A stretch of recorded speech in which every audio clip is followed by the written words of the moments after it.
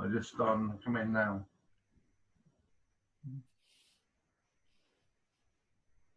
Mr. Chef Dale. Mr. Lamb, how are you? Hello all, how are you? Screaming straight from the classroom. Indeed. Hello, Dale Lyman. How you going, mate? Hope you're well. You and your family good? Yeah, you too, brother. Haven't seen you for ages. Been a while. It's been a while. It's about Where time are you, come Lee? visit. About time you come up and visit in Queensland. I'll wait to get a passport. Yeah, for sure. Get clearance first. Yeah, that's it. Good to see your face, mate. Yeah, good to see you. Yeah. Enjoy today. It's going to be fun. Yeah. Yeah. You still busy at, we were just talking about online delivery, Dale. The beat goes on. Yeah, indeed. Well, we're still delivering face-to-face. So in the restaurant, I've still got 11 students still doing service takeaway. I hope that's a pun, Dale. Face-to-face, what, 1.5 meters apart? Yeah. Yeah. Face-to-face. Exactly. Yeah. But look, it's going okay. Good. Good afternoon, guys. John here in Coolangatta. Hello, John. How you G'day, going? John. G'day, G'day, Chef. G'day, George. Hope you're well. Yeah. Everybody's admit 3 more people. Yeah. Stephen Tyrant, Sarah Marek. There we go. There's Sarah. Sarah's on the phone. Anthony Hoy. Hello, Anthony. Hi, George. How you going? It's working. It's working, thank God. Stephen, how are you? Hello, Chef. Good, good, good. Good to see you, Stephen. Hi. Good to see you. Doing well? Yep. Yourself? Excellent. Thanks for asking. That's good. You look well. Thank you. Thank you. Your audience coming through. Suck, suck. You Hi, might Sarah. have a few people in here. Yeah, it's just started. Right. No, it should just let you in. Yep. All right. We just had a 10-way conversation with you, Sarah. Sorry.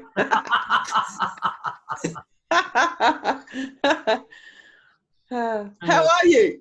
Nice to see you all. Yeah. Hello. Welcome, Chef. Long time no see. I love Shane's background. Look at his. He's got a story behind it too. Look. Chef with attitude, he calls it. Yes. A younger version of myself with tattoos. Not too late. Yeah, that's right. I hope you're all well.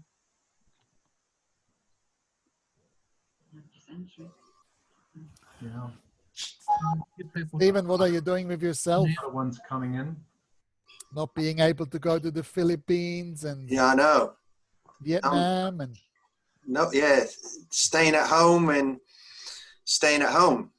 At work, just a little bit of work, but not much, obviously. Like everybody else, but But what's keeping me busy? I'm getting an audit from ASQA. Oh, that sounds like a lot of fun. Yeah, I know. Yeah, in this COVID-19, making me go to work and get ready for a bloody audit. Nice. That's nice of him, isn't that it? work when most of your clients are overseas. Yeah, I know. Yeah, so, anyway, good on them. They must need the money, Well, they're just checking to see how big your hard drive is with all your records on. Yeah, that's it. Yeah, I've had to, download get a bigger hard drive. Yeah, you will.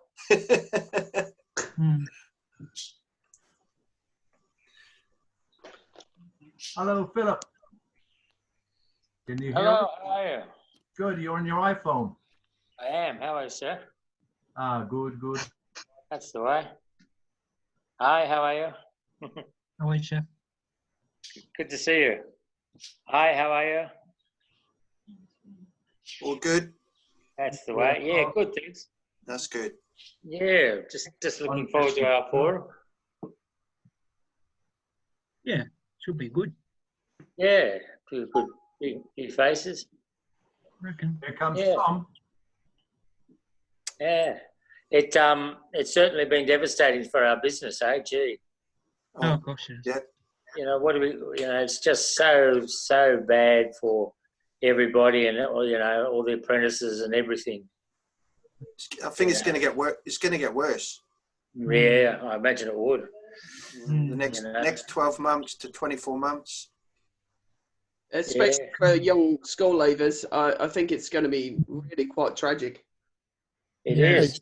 Hey, Yeah. Tom. My biggest fear that they're walking out into nothing. That's right. Oh, you're looking good, Steve. Yeah, and you, Phil? I didn't recognise you, mate. You're all aged a bit. The problem is I'm 57 years old, mate. That's the difference. I'm 60 next week. Yeah, good on you. You've all got What a way to, yeah. Guess you've what all I'm got spending my 20 years 60th. for me to catch up.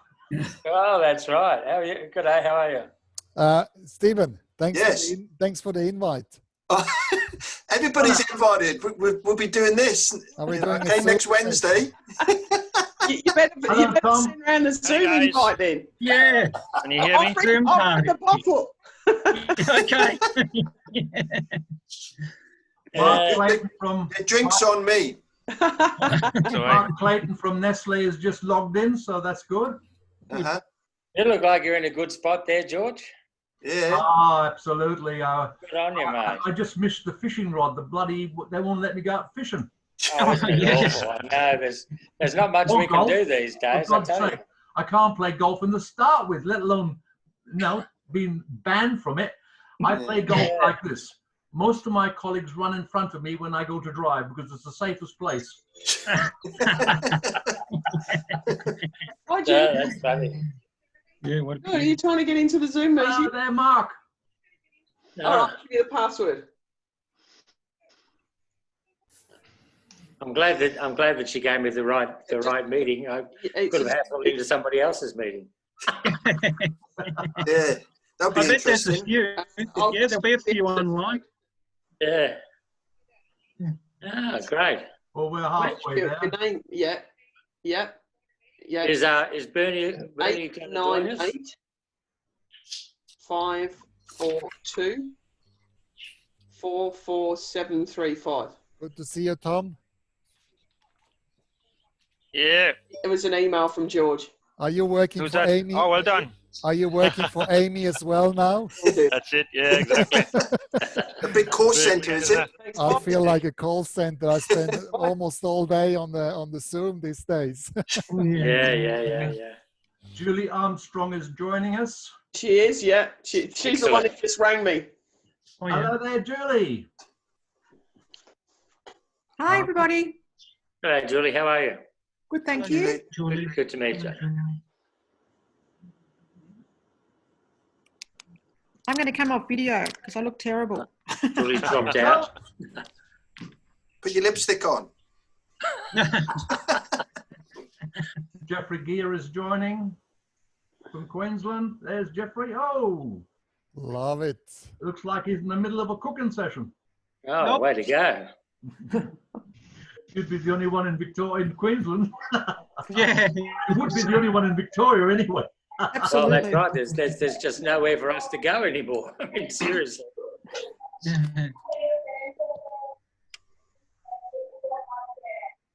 Hello, Chef. How are you? Hi, Chef. Hi, Chefs. Coming on. Hi, chefs. Hope you're well. Just for the occasion. We've still got a few more. We've still got 13 who have said they will. You want all that? How many are you expecting, George? 36 altogether have replied as they will. Wow. Wow. Belinda Brown is just coming in. We're expecting 30 who are directly involved in the industry and 6 VIPs. Excellent. But if everybody comes in, Yeah. Hello, Melinda. Hello, George. How are you? Good, we can't see you. Yes, because I have a very messy background. You ought My to try dad's this. old fishing rods and fishing hats, so you don't need to see That that. doesn't matter. That They doesn't want to matter. see that. You ought to try. You ought to see what my background is involved with. I will give you a short overview so that you know that I truly am here, but then we'll go back to no video. Hi. We'd love to see you. Nothing wrong with that. That's reality. And I have a small child who comes in and out doing 5th grade schoolwork, so I'll stop the video so you don't have to be distracted by that. Been there, done that. Yeah. They might have a good input. 5th grade is hard. I'm telling you that right now for free. George, Nick Blackmore said that he's an apology because he's in another meeting. Okay, okay. Richard, which Richard is this one? Which Richard? Please say hello to Nick. Hello. Hello, Richard. How are you? Good, Hey, good. Richard. How are you? All right. Good to see you. Yeah.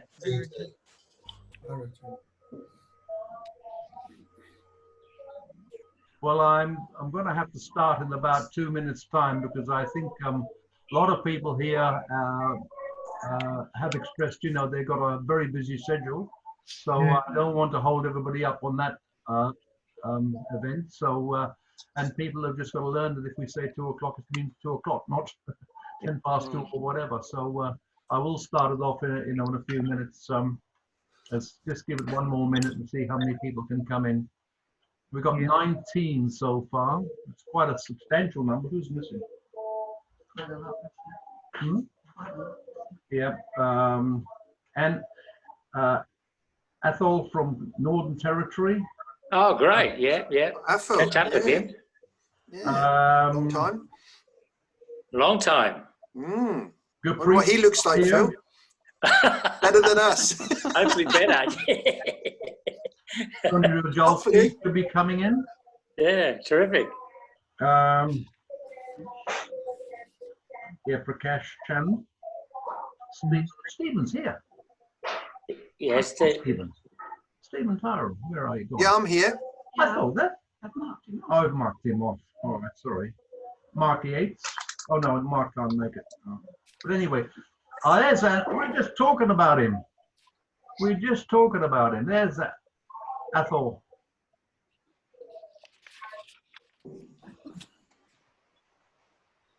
We got him all.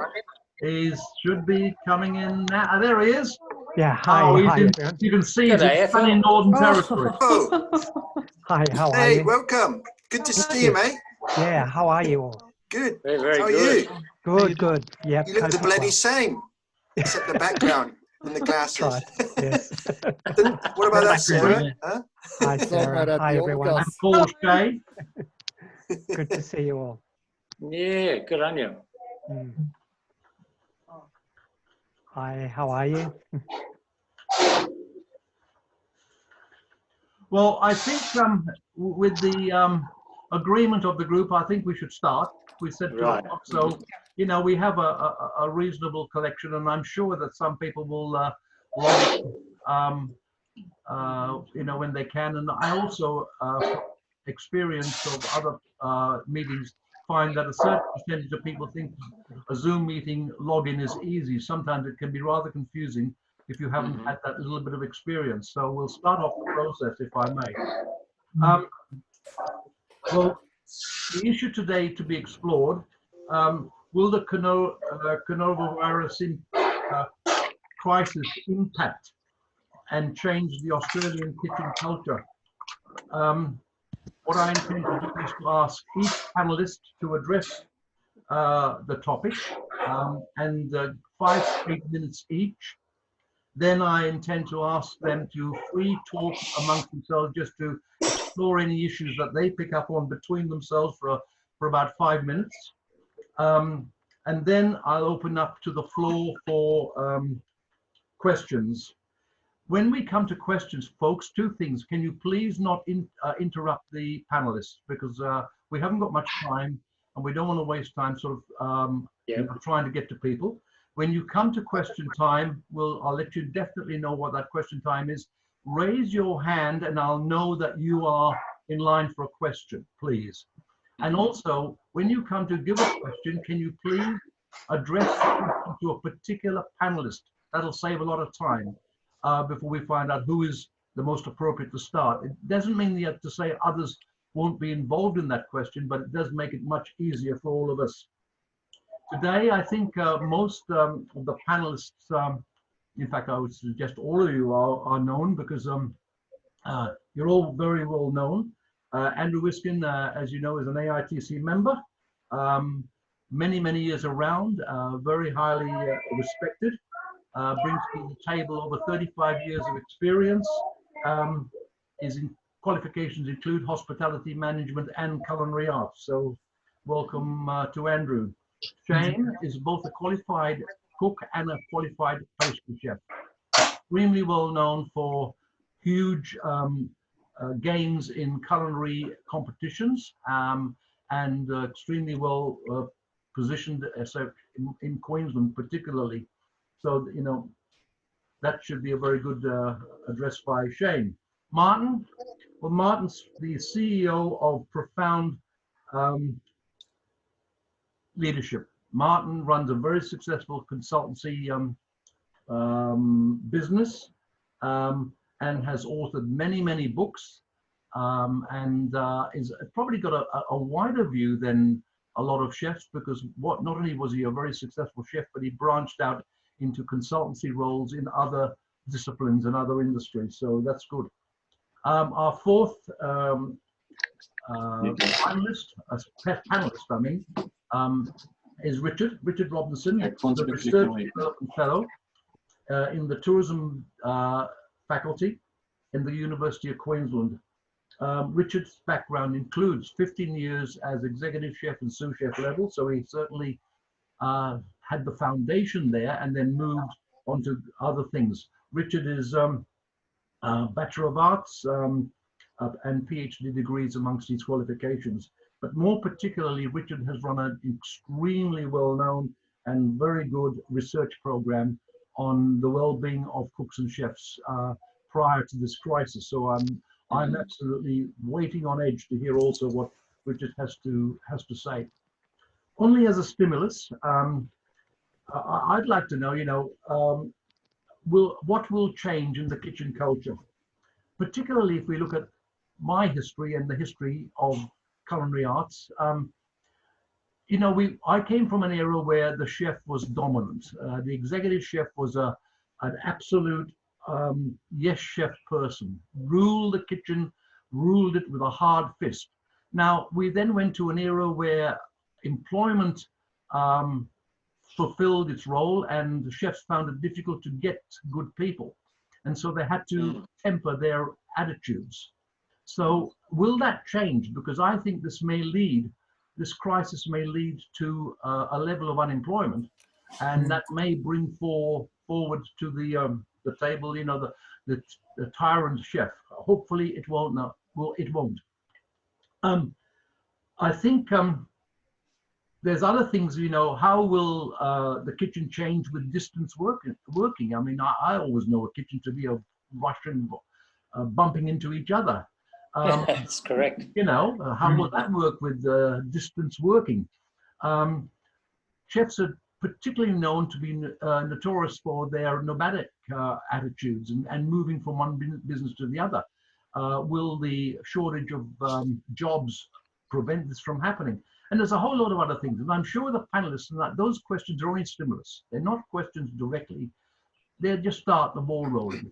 I'm going to ask the panelists to give their opinions. You know, how will this crisis change, in their opinion, the kitchen culture? And I'm going to ask Andrew to start his reception, followed by Shane, then Martin, and finally Richard. So, and then over to general discussion and questions. So, Andrew, it's over to you. You've got the floor.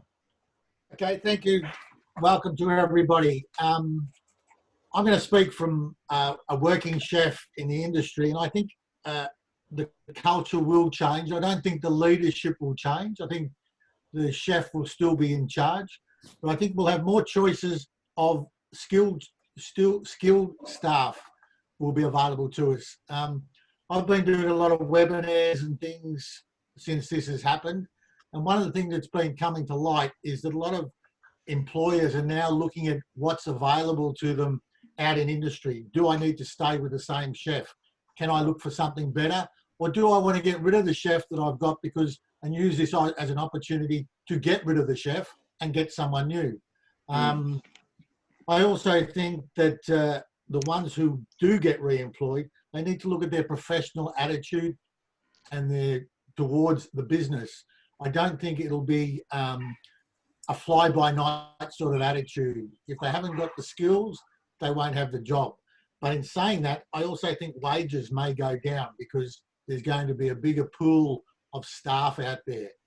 A lot of Facebook and forums that are out there at the moment, I was on one the other day, and a lot of the young chefs are complaining about it's somebody else's fault. And I think that we need to change our attitude towards what are we doing wrong? What have I done wrong, rather than what somebody else has done wrong? The employers will have, as I say, a larger pool to choose from. And I think it'll be the distance thing in the kitchen. I don't think that will change, because I think kitchens will open. It'll be a long time before kitchens will open properly. I saw something the other day. I'm not sure where the restaurant was. They're using little greenhouses as their restaurants, and you go and sit in a little isolation. In Chapel Street at the moment, there you can drive up in your car. They bring the dinner to your car and you sit in your car. These things will be short term, and the businesses that who will survive will be the ones who have changed to suit what's happened during the virus. If they've gone to a takeaway model, a lot of fine dining restaurants have closed because they haven't been able to change their model. Will they come back? Yes, I think they will, because there is still a need for the fine dining restaurant, the night out, take your wife out, your girlfriend, whoever, partner out for a nice dinner. A lot of cafes and things, I think, will close up because they don't have the backing to be able to survive, rents and all the rest of it. The cafes that are run by chefs or owned by chefs, yes, they'll come back because chefs are resilient people. They will, they bounce back and they come back stronger than when they left what they were doing. I think that's my opinion, and I'm looking at it from a business background or a working chef background, and hopefully my job will be there to come back to. I work in a golf club, and at the moment they're talking about golf coming back. It's already back in other states. In Victoria it's not, but the hospitality part, they're talking September, October before that'll reopen again. Thank you. Thank you, Jim. Can I ask those who are non-participants just to mute your audio, please, while the speakers are on? Thank you. Okay, so now we move on to Shane. Can you give us your perceptions, please, of what you think the future lies in for all of us? Of course I will, George, and I've just made some notes, so I will refer to those, but just to keep on track. Will the Australian commercial kitchen culture change? Well, pre-COVID, I thought that kitchen culture had begun to evolve into a more modern, sort of easily accessible format for everybody. We've all been aware of all new inclusive ways to do things. I'm going to talk about that more probably a little bit later, but post-COVID-19, I'm certain that like a major overhaul of all the sectors within our hospitality and tourism industry are going to see deep and lasting change for us all. Any processes before that we knew probably going to become looked at and overhauled with a new format and an attitude of highly skilled people and a preparedness that chefs, you know, a preparedness for things that just pop up out of the blue, like COVID-19, you know, in our business models. I don't think for a moment things will return to how we ever perceived them before. Because it wasn't like But all of us fully trained chefs who once had busy work and life schedules now forced to see things from a different, newer perspective. So that was quite happy about. I don't know what. Someone I got can their- hear a voice coming over there, Chef. Yeah, I know. I just can't see. Everybody's got their. It's coming from Robert Ford's corner. Okay. Yeah, but you know, we're all fully trained chefs. We all live very busy work and life schedules. But now we've all been forced and stripped back to see things in a different perspective, hey, from many different angles. So I really think this is a good time for us all to take stock and reform our business models and practices. And like Andrew said before, to innovate, to suit what we've been dealt, what hand we've been dealt, you know. So we've had to implement some of these quickly just to keep any semblance of what's normal in our lives as busy chefs. And also to ensure we can keep employed our valued staff, trying to look after the ones that have really stuck with us from the start, you know. So we all have to sort of agree on that point. And to some degree, you know, that COVID-19 has been a great leveller for us in our industry, and we're all now, again, at step number one, and how to consider how best to move forward. Do you all agree? Yeah, for sure. Yeah. And I hope as a sector that we can implement new structures and ways of operating as modern chefs, modern professional chefs. Hope we don't fall back into that old way of doing things with, you know, endless, tireless rounds of interviewing, a high turnover of the next candidates who to train up that don't go the distance, you know. I think the old ways of doing things, you know, they've been tried and tested, that we know they work, some more successfully than others, but this has made us pause and put on hold to look at new ways to train. And I train in hospitality in RTOs, Registered Training Organisation up here in Queensland. And I think there's going to be a lot of people looking to retrain. We've always had, you know, a lot of attrition rate as far as our trainees and apprentices go in our industry. And to pinpoint what is behind all of that, I think we need to get our thinking caps on in conjunction with our educational institutes and facilities, looking at ways to fill jobs in our sector, looking at the real issues. While we have time, you know, like, you know, I'm pretty sure that there's going to be a lot of things looked at in a different way from now on in. Good. Terrific. Yeah, and I think education and training business is overdue for a complete overhaul anyway. All right. You know, long time here in Australia, our skills training sector, you know, the training framework seems to be on a strict diet, and we've had things cut back in our education sector, you know. So we've had to strip back anyway. But how are we going to amend that to suit our industry? That, moving on to probably future sessions where we'll be looking at those very issues. So I'd now ask, if I may, for Martin to give us your perceptions, Martin, as to where we're heading in the boat. Thanks, George, and thanks for having me. And I must say, I love what I'm hearing from Andrew. Flexibility, resilience, I think they become really important. Shane, different perspective, different business model, innovation, solution-based thinking. I think we are really on the right track with that. Coming back to your question, George, will COVID-19 change the Australian kitchen culture? I think yes. Actually, in fact, I do think that COVID-19 already had a huge impact on our industry. I believe it will never be the same. That typical saying, the only certainty is the uncertainty. And let me just ask you that question. Whoever is on that online session here, who feels like they have been affected by COVID-19 in a positive or negative way from a business perspective, but also from a mindset perspective? Can I just see some hands?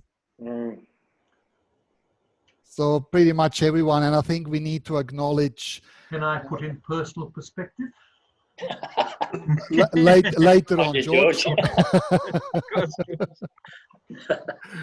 That's what you get if you ask questions, isn't it? That's right. But I'm certainly going to be interested in your perspective as well, George.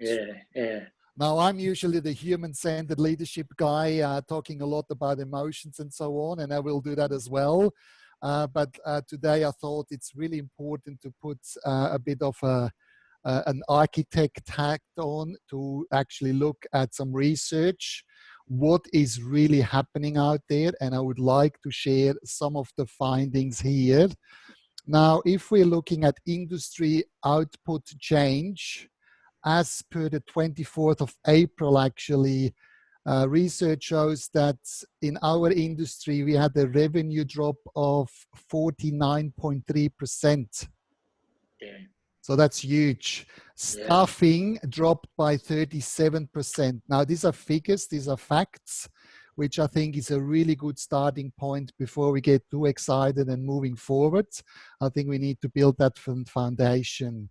Yeah. Now, research also shows, actually, similar research shows that with the drop we had from February 2020, it will take us till February 2021, so talking about 12 months, to only bounce back to about 70% of what we had.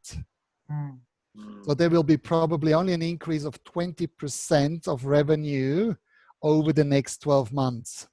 Yeah. So this is something that we're in for the long haul. That's not something that will be fixed overnight, probably. That's pretty much what the research shows. Now, having said that, how does the industry going to look like? And even from a mindset perspective and leadership aspect, I recently saw a beautiful quote which said, what was it? Let me just think about that one. I'll share that with you. I'm sure it's going to come back to me. Here it is, I think. In the past, jobs were about muscles. Now they're about brain. But in the future, they're all about the heart. Yeah. So I think we really need to look at the culture and how do we actually look after our staff from a mental perspective, which becomes more and more important, but also from an emotional perspective, that people can excel in what they do. Now, going into the mindsets and very timely research on that as well, from ABC just last week, proportions of Australians experiencing a certain feeling of high frequency since COVID-19. And I give you some stats here. I have them in front of me somewhere. Confusion. People are more confused, up by 5.5 times. Despair, 4.5 times. Fear, 3 times. Anxiety went up from 13% to 20%. So in other words, that means every 5th person on average has frequent feeling of anxiety, and I think that speaks for itself. On the other hand, we also have people who don't really know what to do with themselves, or one which are maybe stuck at home, lost their purpose, are not able to work, and there are some statistics that boredom went completely through the roof with a factor of 6.5 times, which brings us to a certain percentage of 26% of people that are actually feeling bored right now as we speak. So that's every 4th person. And out of that, of course, there comes a sense of loneliness, which is up by 3 times. So there's a few statistics that we may want to consider when it comes to employment, how we're looking after the people and how we engage them and actually motivate them to really get back on the horse and look at how does our value proposition is actually going to look like. Now, the other question that I felt was quite interesting from Chef George was about the authoritarian and unquestionable obedient style of kitchen management. Or are we actually moving into a more inclusive style of leadership? I really sincerely hope that we are not going back to that obedient leadership. I really think this is a great opportunity to move forward based on the statistics that I just shared with you. This is really important. Now, I look at the COVID-19 almost as an opportunity where Mother Nature puts us in a naughty corner to think about our action, and perhaps they haven't been very sustainable in the past. Now we're talking about the global industry, but I think we can relate also to commercial cookery, just outlining wage theft, overtime, long hours, low pay, mental health that actually doubled as well since COVID-19. And we had plenty of that prior. So that puts it really in an important perspective. That is more than just the food on the plate. And I say that with all respect. So I think we need to look at what is the new value proposition? What is it that the clients will value moving forward? With maybe having less money in the pockets, maybe not being able to sit down. So how can we cater for their needs, wants, and desires for the time being to survive, but also how do we create a new future of commercial cookery moving forward and looking way beyond COVID-19. I think that's a really important part that I wanted to share with you as well. And I think certainly, I hate to say that, we do need to have leadership in hospitality. I personally, and I just throw that out here, I personally think we are very much divided. To me, I think there's too many associations, there's too many individual people trying to go ahead of things. There's too much competition going on, undermining ourselves with revenue, with pricing. I think we really need to sit around the table and say, how do we build and rebuild the future of commercial cookery? How do we make it more attractive? How can we retain staff and looking after them? Because we do need to also realize the cost involved. And again, I actually have a few statistics to underline and support my comments here. Every time a business replaces a salaried employer, it costs them 6 to 9 months salary on average.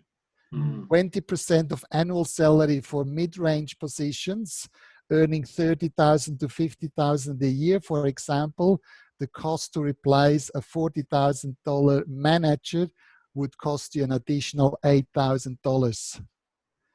So it comes with a huge cost. And again, we need to find ways to build a new culture that is more inclusive, that we can hold on. And that's the first step. As I said, we do need to bring the association together. We need to have a united voice. And just to summarize my thoughts, I would like to share 2 quotes, one from Helen Keller, who really said, alone we can do so little, together we can do so much. So to me, collaboration is key. And the last thing I would like to share with you is the call from Richard Branson, who said, train people well enough so they can leave, treat them well enough so they don't want to. That's right. That's exactly right. And I think there's a lot of truth in there. So please, we need to find a way. I stepped out a bit out of the industry, but I think it's sometimes good to have a perspective that used to be in the industry for many years, but now has a perspective from the outside. And I think we really need to unite, really do. Thank you, Martin. That was fantastic. Thanks, George. Okay, may I pass the microphone over to Richard? Are you there, Richard? I am indeed, George, and it's good to see so many faces and folk that participated in the research that George mentioned over the last couple of years. and lovely to see new acquaintances. I look forward to staying engaged with you all. I wanted to return to George's key question, and that is what the industry, and in particular what the occupation of cookery might look like post-COVID-19. And in that context, I wanted to share two broad reflections. The first is that George has articulated a shared thought from many of you, and that is that there's a shared assumption that the industry is somehow better now, or pre-COVID is somehow better than it was in the old days or old school or whatever it might be. And I don't want to rain on everyone's parade, but my research over the last few years is conclusively showing that while, yes, there are some pockets of improvement within the industry, for many of the folk that work in the industry, the realities of the kitchen are still fairly brutal, underpinned by what I call a toxic kitchen culture. And let me just give a couple of examples of how that manifests. The first is that wage theft is absolutely prolific still. We've seen evidence of that in the media, but that was also evidence from over 2 years worth of research. And wage theft seems like a fairly neutral word, but is actually a fundamental violation of people's rights. The second one is that gender discrimination continues in the industry and is rampant. I have interestingly observed that there are 3 women on this call out of 24 participants, and that roughly approximates to the percentage of women chefs and cooks in most developed nations around the world.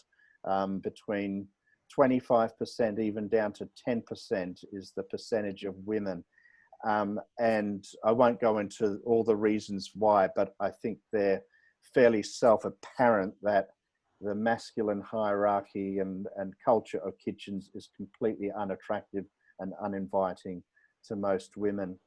My research has also uncovered that in a lot of our educational institutions, and apologies to those of you who are from a vocational educational sector, but there's a lot of evidence that there are pockets of teachers in our educational institutions who, rather than adopting I need to be part of a change for the future, actually socializing our apprentices and our culinary students with the toxic culture of the industry, purportedly in the interests of toughening them up and getting them ready for the reality of the industry. And what a lot of these things are compounding to is high levels of job dissatisfaction, high turnover rates, as George and others have mentioned, and even pre-COVID, serious mental health and well-being issues that are particularly prevalent amongst our entrants into the industry, our youth, our culinary students, our apprentices, and so on. Of course, everything shifts post COVID-19 because before COVID, the culinary industry, if we'd like to call it that, was very much a seller's market with low unemployment rates. Labour was for hire, and to some degree, the labour market had the power. That's going to completely change post-COVID, where it's going to become a buyer's market. It's in fact industry and businesses that are going to have the power. And so I wanted to move on to my second point, which I won't drag on for too long, but more as a point of stimulation for further discussion. I wanted to characterize hospitality, but especially the occupation of cookery, as one of a number of paradoxes. You know, some of those paradoxes are, is cookery art or is it science? Is it characterized by a passion for our profession or wearing the businessman's hat? Is it about working hard or playing hard? So there's all these tensions. And I think post-COVID, it's going to open up a whole bunch of other paradoxes and tensions that we have to throw into the air and somehow resolve or play with. One of those, as some people have mentioned already, is that the occupational health and safety environment is going to become extremely highly regulated. And this is going to diminish the capacity for business as usual for many businesses. There might be fewer customers in restaurants and hotels, fewer allowed in restaurants and so on, despite an appetite for the public for wanting to go back into those environments. The workforce coming back is going to be, on the one hand, hopefully professionally refreshed, and many of them, as I've seen in the chat here, having undertaken some form of professional development and and upskilling and so on and so forth. And on the other hand, there's going to be a great deal of anxiety around some of those statistics that Martin quoted to us just in a moment. So just a moment ago. So another one is going to be, given the high unemployment rates, is loyalty to organisations going to be enhanced or increased, or a chef's going to take the opportunity to take their mobile skills and seek the opportunities to travel as state borders and international borders slowly open up? Another one of those paradoxes, I think. The other one is, in particular, that for a long time, and I know this is something that Tom is passionate about, is for a long time, labour has been the highest single cost to businesses, and many organisations have been moving to various labour substitution technologies. Will COVID actually stimulate a higher rate of investment in labour substitution technologies such that it contracts the labour market even more? I'd like to leave it at that for a moment, because I think I've thrown out some challenging questions, not necessarily answers, and looking well, thank you very much. I don't think reflections. really any of us have really got the answers, but I think we do need to explore the question, even though it's just in casual conversation, to understand the different mindsets. A couple of things, particularly that was brought up, in terms of the Chefs Association, we intend to run a session particularly on that very issue that Martin brought up.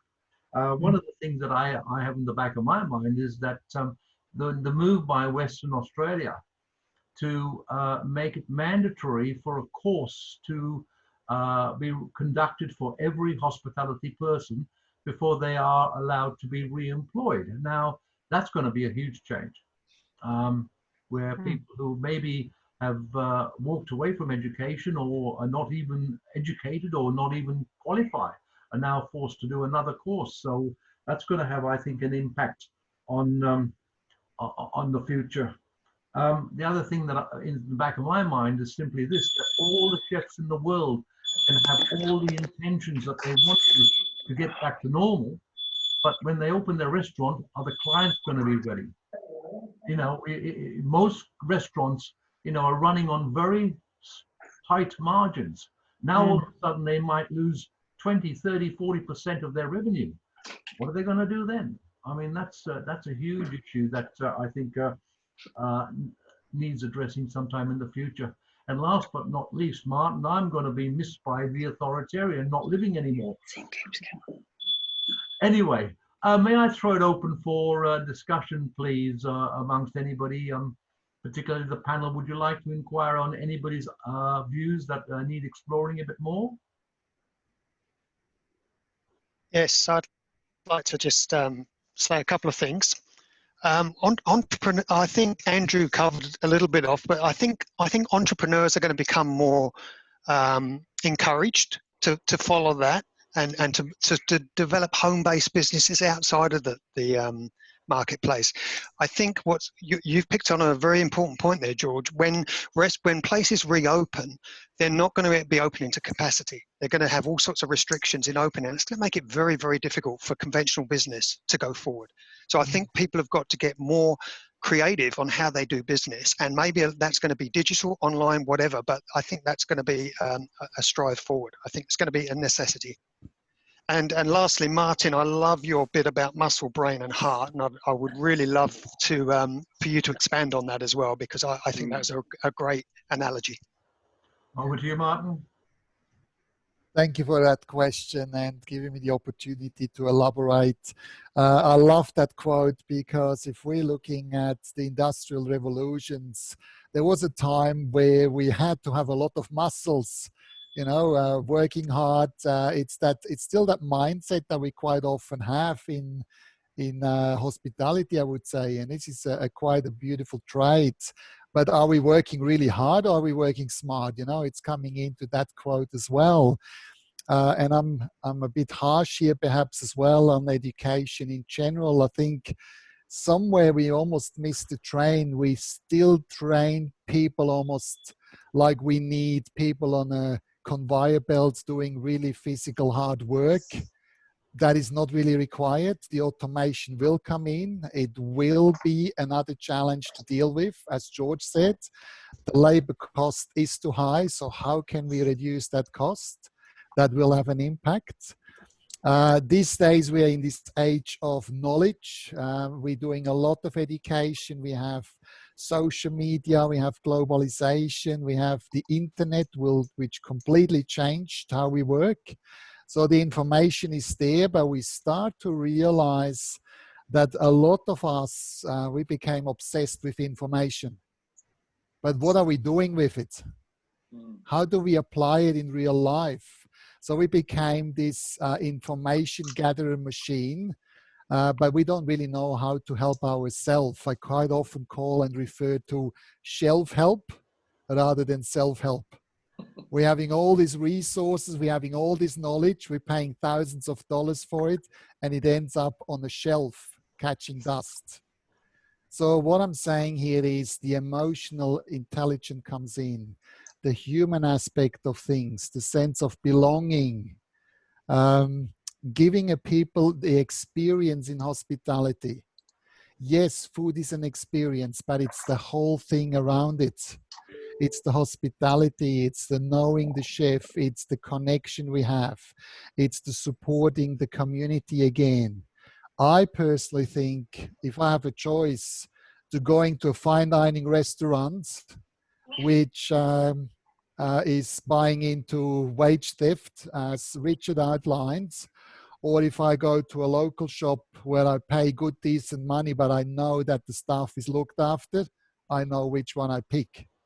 Even with me as a background of a chef who really appreciates food. Good.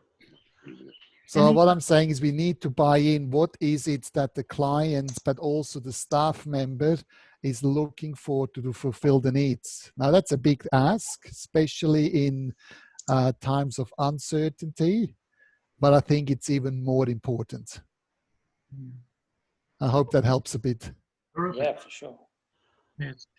Sarah, now you're from an important sector, and that's, you know, the embryonic stage. What do you see the effect of this on, you know, the future of the industry in terms of the secondary system? Your microphone's off. That's it. I'm unmuted. What I was going to say is what I'm seeing in the classroom is that a proportion of the students are pushing forward and getting on with it. These are the personality types that have a bit of get up and go. And then you've got the students who are kind of taking the opportunity to make excuses for why they can't do this or why they can't do that. So that, again, that's another different type of personality. So I can see why the Department of Education is extending the school year out to ensure that we can capture all of those students that are making a few excuses why the work isn't coming in at the moment. My fear on them leaving school is that they won't be able to pick up employment straight away. They'll feel disempowered, neglected. They'll feel as if that they don't have a role, and they'll get into a sense of negativity, and they'll feel lost rather than stepping out of school and moving into education, training, or job. Yeah, that's my fear at the moment. Thank you, Sarah. I've got a couple of questions that have been tabled from people on chat.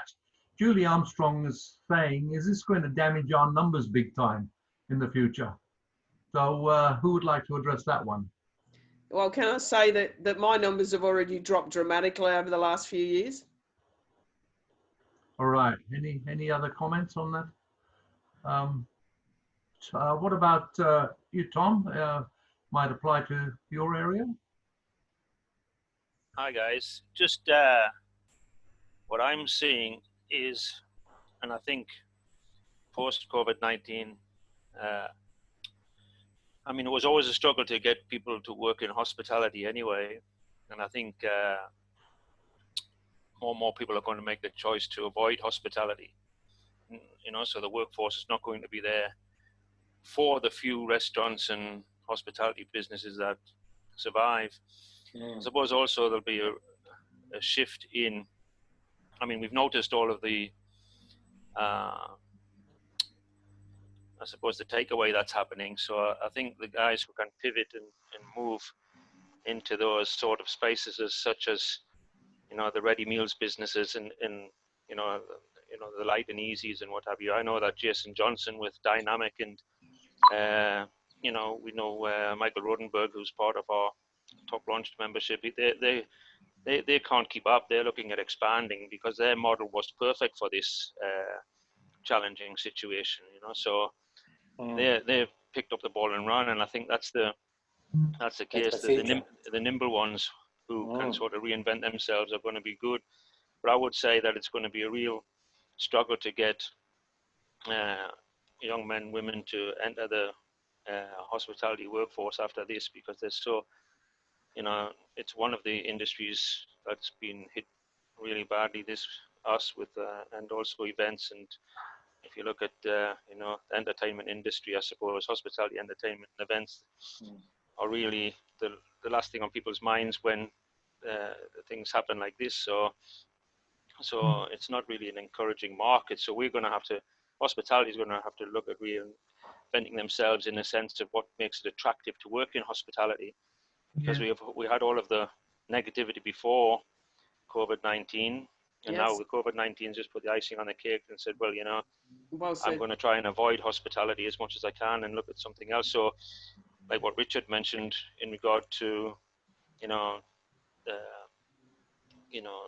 automation and how we can avoid employing staff, that's going to be another important thing, particularly for business owners in hospitality, is how we can just take the staff who really want to be in hospitality and then you know, get the economies of scale through automation and all the things that we don't want to do. I mean, we see it ourselves, don't we, with all the technologies that's in the kitchens now that we wouldn't have had when we were young apprentices. And again, it's the question is, what do we want from an apprentice and a young cook now compared to what we wanted 10 years ago? We don't need the same skill sets. We need a whole range of different skill sets now. You know, that gets down to the training package. And I mean, we struggle with the cordon bleu to sort of embed the Australian training package into the cordon bleu philosophy. And it's a real bind for us. And it could be a good opportunity for us to, after this, to really look at the training package and strip it back to making it, you know, interesting, just getting back to delivering good skills training rather than being bogged down with all this compliance and red tape and so on. Well, I think Melinda would be interested in those comments, so that's good. Richard, you have a question. A question, a follow-up point to Tom, not on the skills training package, but there's a lot of businesses that are obviously going to go to the wall, and Mark has introduced this idea that you know, entrepreneurships and creative ideas are going to be the way of the future. But I think one thing that might be really positive out of COVID is that there might be a bit of a recalibration in the marketplace. One of the key issues we have in terms of labour is that there is too much supply of food service businesses that the market can support. Restaurant and Caterers Australia did some research a number of years ago, and they suggested that at any one time there were a third too many restaurants in the market. Now, the implications obviously there for the consumer gives them more choice, but the implications are that the labour has to spread a lot more thinly. So with fewer businesses in the market, we may well see higher quality employment being able to be offered by businesses in this market, because chefs aren't having to bounce around between 3 different establishments in a week to draw a salary. Apprentices are able to stay at quality institutions and get good training consistently rather than having to be bounced around. So there could be a silver lining here in terms of a recalibration between the supply of business and how labour's distributed between it. Can I take any other comments from the floor? Martin? Just elaborating on that as well, I have another statistic here that puts it in perspective. Our industry was growing at staggering rate, about 14% every year prior to COVID-19. Yet, according to government statistics, actually we experienced a 69% drop in workers across the tourism and hospitality industry. So that's equal to about of a shortfall of 120,000 people. So I love what Richard said. So if there's a reduction in businesses where we have a better balance between supply and demand for chefs, I'm actually quite excited in that perspective. I probably would say it will raise the bar of professionalism and chefs because there's not such a short supply anymore, and that could be a good thing. Definitely.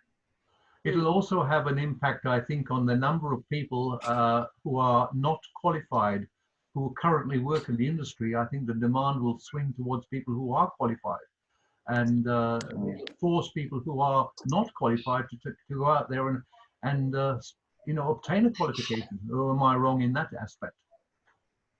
And just to elaborate as well on what Tom said, I completely agree. The training package needs a revamp. And not just changing unit codes and wording. I think, again, to my point, we need to get together. We need to strengthen our industry to have a stronger voice, because my question that I put out back to you is, how much influence do we actually have over training packages in SIT, in commercial cookery? Who are the industry representatives? Those And are the caterers. exactly. So where are the commercial cookery chefs, the cooks? It's been lucky. Andrew, maybe Andrew wants to have a say there. Perhaps he puts his hand up. Andrew. I was actually quite interested with I think it's also a time where training institutions need to relook at their model of how they operate. I've just been started on an advisory panel to a private RTO in Melbourne, and they're not getting bogged down with the yes, they're still doing the compliance, they're still doing the training and all the rest of it, but they're really looking at how they train using that model, rather than, yes, we do poultry today, we do fish tomorrow, and blah, blah, blah. They've actually operating a school within a business. So they still, so rather than being, yes, they're a training institution, but they're in a business. I can't go too far. They have 3 restaurants, they have a conference centre, and it's similar to what Crown do. Their trainees work in a business, and this is where a lot of colleges, their business is education, whereas they need to look at, yes, our business is education, but how am I going to improve on that? And that, I think TAFEs and all institutions need to change their business model of how they operate. May I ask if Melinda is there, because Melinda's put some very, very good points on chat. But if you are there, Melinda, are you able to come online? I am in my black screen glory. I suppose what I put up for those who might not be able to see the chat, in regard to the update of the training package, we are currently reviewing the feedback on draft 1, which was gathered sort of in draft 1 consultation. And I see a few familiar faces who attended workshops and things last year, back in the days when we could do such things. I guess we're getting a fair bit of pressure to do that fairly quickly from various parties within the industry. But there's also other groups who are saying really we should be looking at what the industry might look like post-COVID. So obviously very keen to have any feedback that might feed in. What we're doing at the moment, and I don't need to be bombarded with everybody's things, but it would be great if perhaps I could get maybe a few of you who are working within industry, and I don't say that with any sort of negativity towards our RTO and schools colleagues. I don't make the rules, I just have to live by them like everybody else. Yeah. But it would be great if there was a few people. I'm looking at actually having some Zoom meetings over the next couple of weeks, probably in a week or so's time, just to go through and keep going through some of that feedback, because I think it, regardless of whether we get to the point where we come out with a draft 2, I'm not a chef, but I have been through a couple of reviews of this training package, and I probably tend to agree that something drastic needs to happen to it, because we do, as I think it was Martin said, tinker around the edges and things like that as we go through, and it doesn't seem that we're getting anywhere with that. Probably we need to look at some bigger, someone in the chat wrote a shave, not a haircut. Maybe we need to have a look at some things in a bit more detail. But it would be great if from among all of you, I could get a couple of people in each. What we're doing, I'm going to be splitting it up because there was a huge amount of feedback, which we expected, because there wasn't very many changes mooted for that first draft. So I did expect a fair bit of feedback from all of the industry folk there. We're going to split it probably into like 4 sections: Asian cookery, patisserie, catering, and cookery. And I know from some of the faces I can see on screen, some of you have already given input into some of those areas already, but it would be great if maybe through George, or you can contact me directly. I don't know what's the best way. George might be able to give advice there. I'd be happy to invite a couple of you along to each of those sessions. I can't have everybody along to each session, or it just gets unworkable, because what we will be doing is going through very detailed pieces of feedback and getting input on that. But it would be great to get 1 or 2 people for each of those groups who have direct experience in doing that. So it has to be someone, like for patisserie, it has to be someone who has worked as a patissier, who can actually, when I ask specific detailed questions, because this is where I think things have been lacking probably in some of the areas so far. I'm being careful with my words, you'll note, that we've had some people involved who possibly don't have direct experience doing that. So it's like me looking at it. I'll look at it and go, yeah, that looks all right. You know, I have no idea what the difference is between this glaze and that glaze, but, you know, okay, it looks all right to me. A glaze is a glaze, you know. But it would be good perhaps if we could get a couple of people for each of those groups to contribute and be part of that.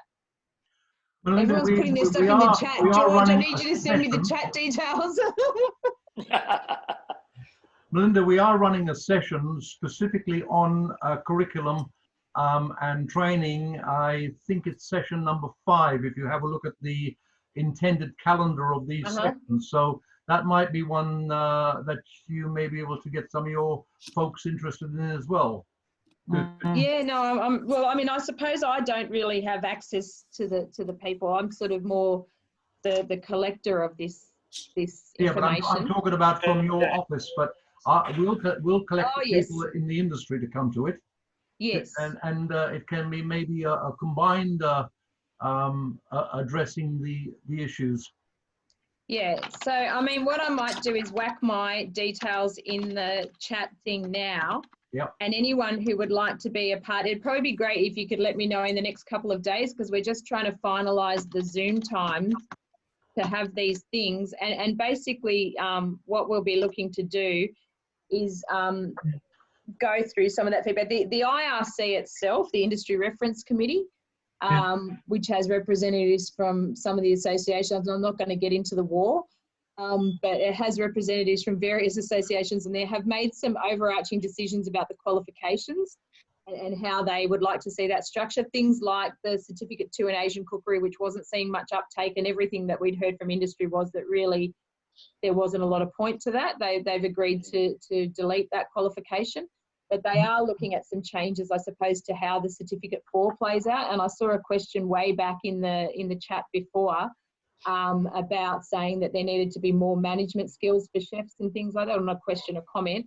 So they're looking to address that, I suppose, a bit more in the Certificate 4 and how they might potentially bring together the Certificate 4 level qualifications and have specialisations rather than have duplication across the 3 of them, so that they can look at Certificate 4, I suppose, as being the management part, the management skills, rather than sort of, at the moment, it's kind of a little bit of extra, a whole bunch of the same units nested in and a couple of odd bod WHS or management style units in there.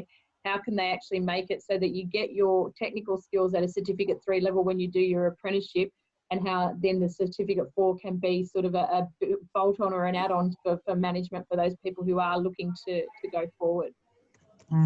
Thank you very much. So everyone who said they're happy to be involved, please contact me. I've stuck my email address in there because I'm probably not going to be able to go back through the notes and write all this down before the end of the session. But thank you. I'll contact you about details of how we can great. work on this particular project together. Thank you. It's time, folks, that we could go on this topic for all afternoon, and I think it's been absolutely fantastic. But it's 3 o'clock is the time that a lot of people have got to go to other responsibilities. So I need to move on. First of all, on behalf of all of the participants, thank you so much, panel. You've done a fantastic job in addressing some of the issues and making people think a little bit more about what's going to happen. Our next debate is on Wednesday, the 13th of May, starting at 3 p.m., not 2 p.m. this time, because a number of people expressed to me that they have schedules between 1 and sort of 3 o'clock and are free then. So I'm going to make the next session an hour later.